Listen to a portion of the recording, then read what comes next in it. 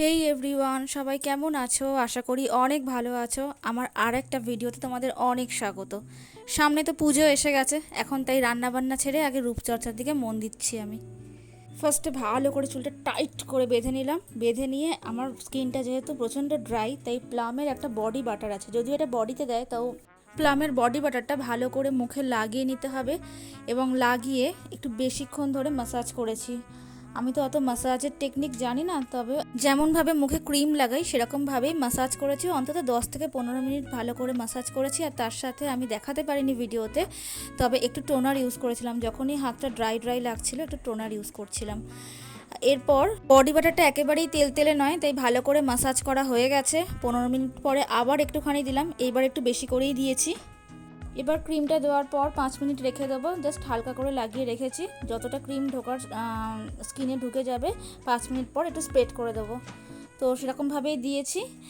দেওয়ার পর just 5 minute ছেড়ে দিয়েছিলাম। এবার ঘরের সমস্ত কাজকর্ম করে নিচ্ছিলাম, যা যা আমাদের কাজ বাকি ছিল সেই সব কাজ করার পরে এবার ফেস প্যাক দেওয়ার পালা। তো আমি একটা নিয়েছি বায়োটিকের মুলতানি ফেস প্যাক, এটা বেশ ভালোই।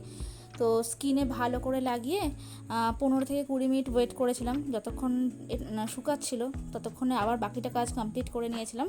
তো এটা শুকাক, তারপর ফেস প্যাকটা যে শুকাবে, একদম শুকিয়ে যাবে সেটা নয়, কিন্তু 15 থেকে 20 মিনিট বাদে হালকা হালকা ভেজে ভেজে অবস্থাতেই আমি ধুয়ে ফেলেছি।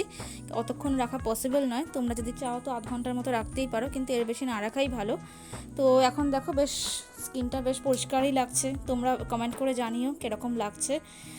আর তারপরে রবিবার বেরিয়েছিলাম রাস্তায়, তো মার্কেট থেকে এইরকম একটা আইস প্যাডের মতো নিয়ে এসেছি। এতে বরফ দিয়ে একটু টোনার দিয়ে ফ্রিজে রেখেছিলাম, বেশ টাইট, খুলতে বেশ কষ্ট হচ্ছিল, তাও এর সঙ্গে জোর জবরদস্তি করে আর কি খুলেছি। তো এই বরফটা এখন একটু লাগিয়ে নেব, যেহেতু বেশ একটু গরম আজকে আছেই। এটা যে শুধু মুখে লাগায় তা নয়, কোথাও ব্যথা ট্যাথা পেলে সেখানেও লাগাতে পারো, কারণ এখন ডাক্তাররা তো সাজেস্ট করে আইস লাগাবার জন্য। আর ভিডিওটা এখানেই শেষ করলাম। ভালো লাগলে অবশ্যই লাইক, কমেন্ট, শেয়ার এবং সাবস্ক্রাইব করে দিও। ততক্ষণের জন্য বাই বাই। আর জাস্ট এবার একটু টোনার, একটু ময়েশ্চারাইজার লাগিয়ে ছেড়ে দিয়েছি। Bye bye.